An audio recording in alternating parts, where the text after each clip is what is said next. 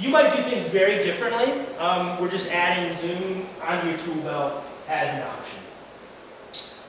You might also think about building some on-demand videos or reading modules if you feel like you've got time and that fits well. We'd love to help you with that.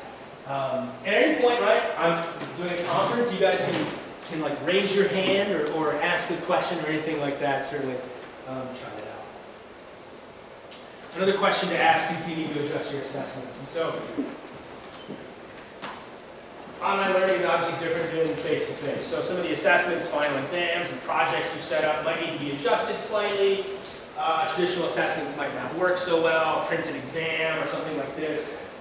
We're here to help make those adjustments if you want to move to Moodle and just turn them into Moodle-style assessments, or if you want to do something, just over email, we can help with that, or you want to do a bit more of a change, we're here to help with that. It's going to really vary from course to course. And we think this is best handled on a one-to-one basis. So that's why we set up those conference times Monday and Tuesday. Yeah, I'd just like to point out, it is possible to take an exam that's been written, for example, in a Word document, and convert it to a .txt file. And once the formatting is correct, you can upload it into Moodle as a Moodle assessment. So again, as Eric said, it's best to work one-on-one, but don't think because you have a 10-page exam, woe is me. It is possible to convert it for electronic delivery in Moodle. Absolutely, and there's great tricks you can do, like randomize an order of questions, an order of choices. We set a little timer on it, which will reduce, students kind of learning from each other as they take the exam. So we can certainly help with doing those things. That being said, this is about Zoom, and we want to give you guys an opportunity to think about and practice using Zoom a bit and ask questions. So we're going to move into a little more hands-on. Yeah, so this will be kind of more of the technical demo here. So I'm going to just try to walk you guys through some of the different settings, but if at any point you can't find something or you have a question, just interrupt. We can stop and we can address them. And I think folks are going to float around because everyone's experience might be a little different. So that being said, I think I'm going to have Garrett stop his meeting, and that should bring us back out to the menu. So he can just end the meeting, and that will just push everyone back out. So everyone should now be back into the main Zoom menu before the files there. Is everyone at that point? Okay.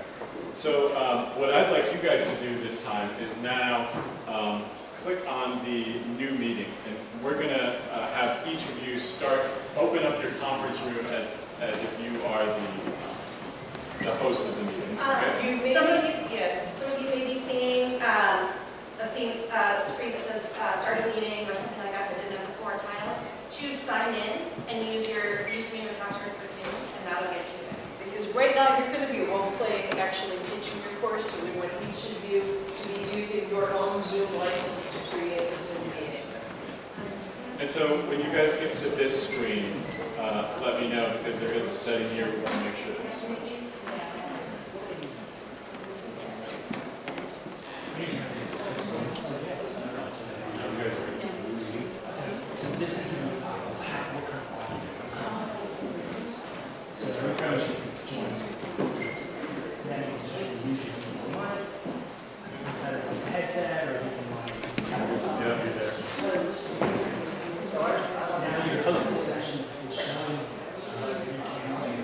Your Hiram one is the one that we played. So that's the one where you're going to have restrictions. Yeah, so that's the recommended. Staff is going to do that, and everybody at the same level. So it's good. You guys will see the screen here. Okay, great.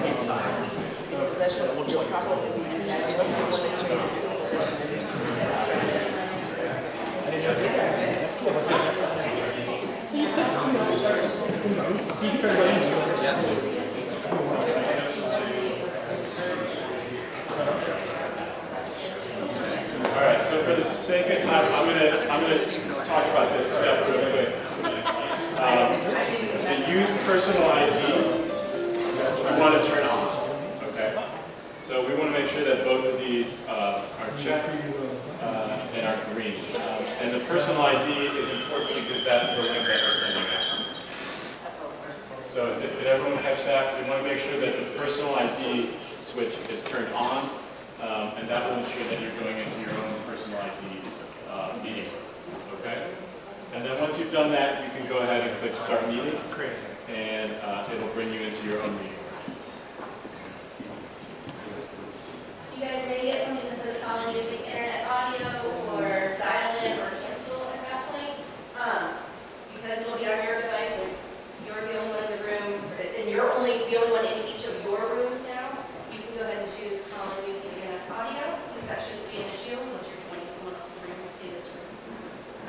So you can tell your students that they can just click on call in with internet audio, and that should work as long as they're on their iPads. That should work without issue, even if they're on their laptops.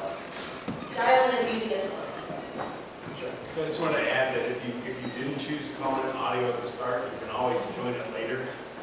Up the top, you can say join audio at any point. So. Thanks, Brad.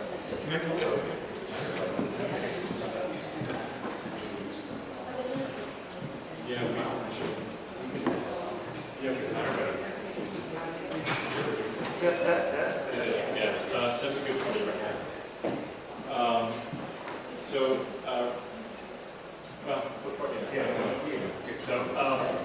Real quick, I'm going to just kind of go over the toolbar again here.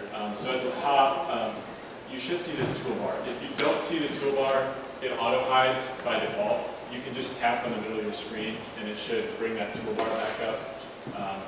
So hopefully everyone can see that. From there, you can go ahead and mute or unmute yourself. So if you need to step away and you don't want your class hearing your microphone anymore, you can just go ahead and click that and mute yourself. You can also stop your video, which is the button right next to it. So if I click stop video, now it's not recording my face on this. I'm going to leave that running for the time being. I'll come back to the share content in a second, but as you guys already saw when you guys were joining Garrett's session, if you click on participants here, that'll bring up the list of participants. You should only see your name right now because you're the only one in your room, and it should say host next to it, and that's because you're hosting the room. And as a host, you're going to have some extra options that the participants or your students would not have. And you can see a couple of them here.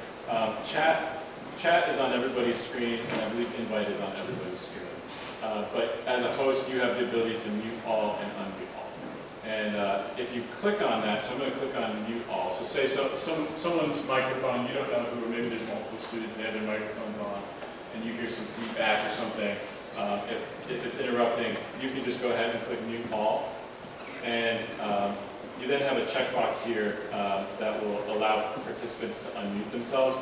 If you don't want them to be able to unmute themselves, you can uncheck that box, and that will just kind of force them to stop doing that.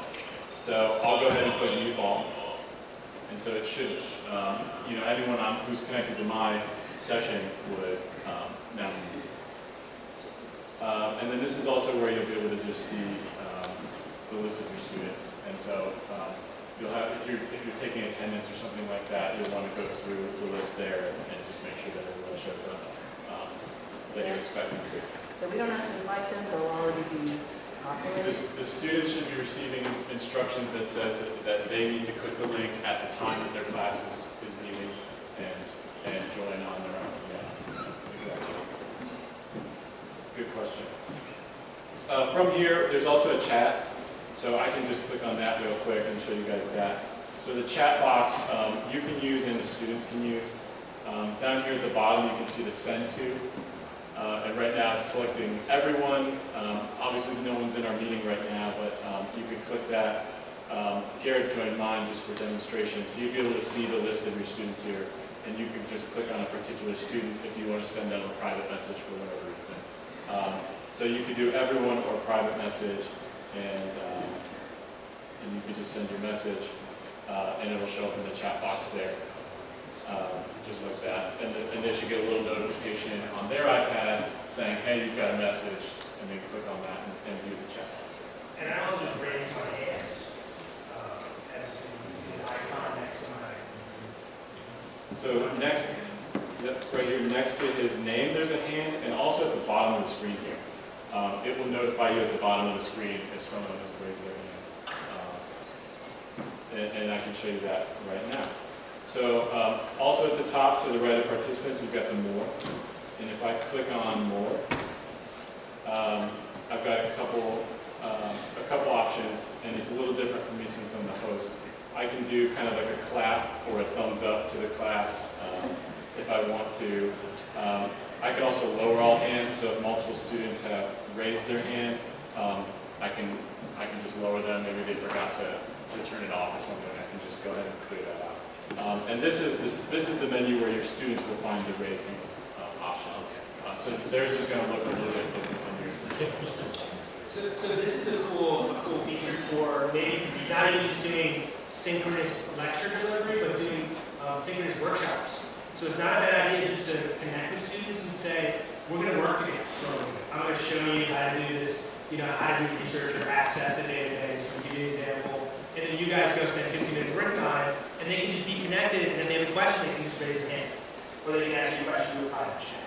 So I think that's still a valid use of this tool and getting time together. It's not, direct control, but it's still a way of, I found a lot of our students work best at work. They do better work in person when they show up, and so I think you can certainly zoom into that. The chat, the private chat or group chat raise hand feature really makes that a lot. And you won't have the lower all hands function right now because there's nobody in your rooms and nobody has raised their hand. The lower all hands is up because Garrett had raised his hand, and so if Dan were to click that, I think it would go away. Yep. So. Yep. And now it's not. So I lowered his hand, and now the options. While you're in this menu here, there's a record to the cloud option here. We have, I think it's like some kind of shared space. So if you want to record your stuff, please work with us one-to-one to talk about the best practice for doing that, and we can kind of work with you to figure out how to get those files and then maybe upload them to another platform so that we're not tying up the space. It's important, I think, to note that we are limited in the amount of space we have on the Zoom server.